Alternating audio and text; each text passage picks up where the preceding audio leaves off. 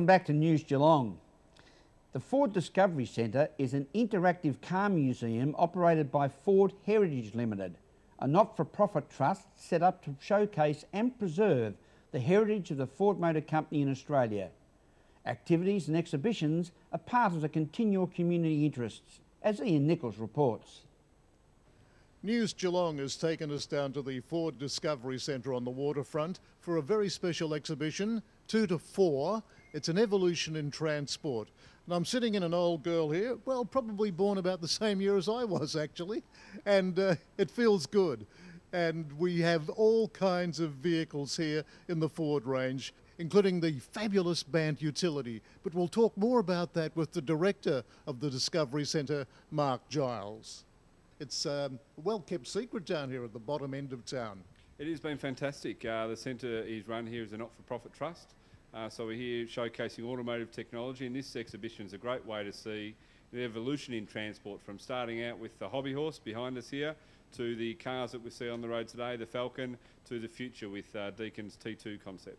Yes, well, I mean, the old penny farthing, you've got probably the best collection outside of Melbourne right here. Yeah, we have. There's a local collector, Paul and Charlie Farron in Melbourne, who they own 85% of Australia's vintage bikes, and they were kind enough to put this collection on loan to us and have brought to us a fantastic collection of bikes from Australia and around the world. And when it comes to four-wheelers, of course, we've got an incredible collection of Ford cars here, including the, well, legendary GTHO, and some of those cars that would bring back a lot of memories for fellas now, the baby boomers, if you like. Yeah, a lot of memories, from Henry Ford's first quadricycle through to, we'll always have a Zephyr or a custom line on show, and the exhibits are always changing. We've got a Ford Console arrived last week and a new ZC Fairlane coming on, but you'll be able to come in here and see the car Mum, Dad, your uncle, or that yourself grew up in, and bring back some memories. Now, would I be right in saying that the Utility was actually invented or created right here in Geelong? Yeah, it was a Geelong man by the name of Lewis Band. He had a letter, picked up a letter from the Ford Motor Company. Dear Ford Motor Company, please build me a car I can go to church in on Sunday and take the pigs to market on Monday.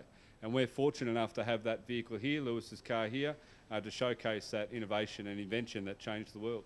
And right behind you, I hope our viewers can see, it's a three-wheeler in this 2 to 4 exhibition. It's a well, a contemporary... It's a Deakin T2 concept. Deakin entered a worldwide competition to invent a car of the future, and this one won it, and it won from all around the world. Deakin University engineers and graduates were fortunate enough to win that competition, and we have the prototype here on show. You can hopefully buy that car in the future.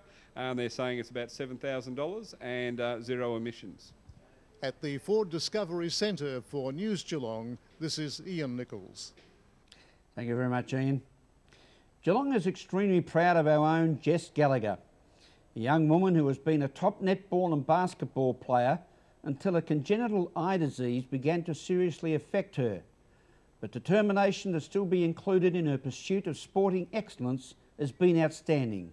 News Geelong recently spoke with Geelong's top lady of sport. Geelong's own Jess Gallagher, Australian Female Paralympian of the Year. Congratulations again for 2010. Thank you very much. Yeah, it's very exciting and a huge honour. I'm very humbled. When was the award made, and how lucky were you? 2 weeks ago at a function in Sydney at the Paralympian of the Year Awards, and very, very lucky to win, and was honoured to be presented the award by Louise Savage, a past winner. So very exciting to be in the books with the likes of Louise. And currently you're standing there proudly with your bronze medal from Whistler in Vancouver in the 2010 Paralympics.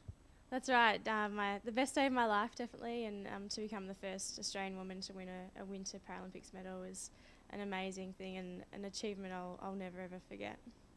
How hard did you have to work for it, Jess? Very hard, training full time and spending a lot of time away from home at the snow, learning to ski and getting up to speed with everything. I was put a lot of hard work and sacrifice into getting the achievement, but having the medal around my neck makes it all worth it. In 2011, in January, you head to Christchurch, New Zealand for the World Athletic Championships. Yes, that's correct. So in January, I'll be heading over to Christchurch to compete in the javelin and long jump and hopefully bring home some more medals. And the next step after that is the 2012 Paralympics in London. Yes, the London Paralympics is going to be very exciting and hopefully another chance to bring home some more medals, and it's going to be a great games. And even one step further, 2014, where are we heading then? 2014, we'll be heading to Sochi in Russia for the Winter Paralympics, and another amazing experience, and it's going to be a fantastic games in such an amazing location being Russia. And I understand you're the only athlete, male or female, that currently is competing in both summer and winter Paralympics. Yes, the only athlete in Australia to be competing in two sports, and it's very exciting. It keeps me very busy. There's a lot of hard work involved, but I have a lot of people supporting me, and it's great that I can compete for Australia in two sports because I love both of them for completely different reasons. And a reminder to vote for Jess Gallagher in Australia's most prestigious sporting award, the Sports Performer of the Year with a Disability, on performersawards.com.au before November 24. The search is on for Victoria's best spoken word poet as part of the 2010 Australian Poetry Slam, as Ian Nichols reports. This is the Geelong City Library, and tonight a very special event is taking place. It's the Great Australian Poets Slam. We are looking for Australia's best spoken word poet. And to tell us what it really means is one of the organisers here in Victoria, Emily Zoe Baker. Well, Emily Zoe Baker is the national coordinator. Perhaps the first dumb question I could ask, what is a poetry slam?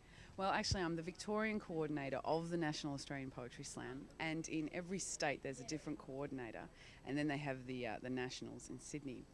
Poetry Slam is a poetry competition where 5 random people are chosen from the audience to judge. They write their scores down on a little piece of paper, hold it up out of 10, and you have an instant winner. Wow, quite simplistic, but I would think very effective. Oh, indeed, indeed, and this has now been it's in its 4th year, the Australian Poetry Slam. It's actually huge overseas. Australia's just kind of getting into it, but it's a wonderful sport. It's literary wrestling. So tonight, Geelong has its chance to show us what it's got. Show us what it's got, Geelong. It's going to rip the stage in two, I hope. Well, then the eventual winner will tear it all apart on Friday, the 19th. Where's that being happening there? That's at the State Library of Victoria in Express Media. You can book online through the State Library website, or you can go onto the National Australian Poetry Slam website, www.australianpoetryslam.com, and book tickets through there.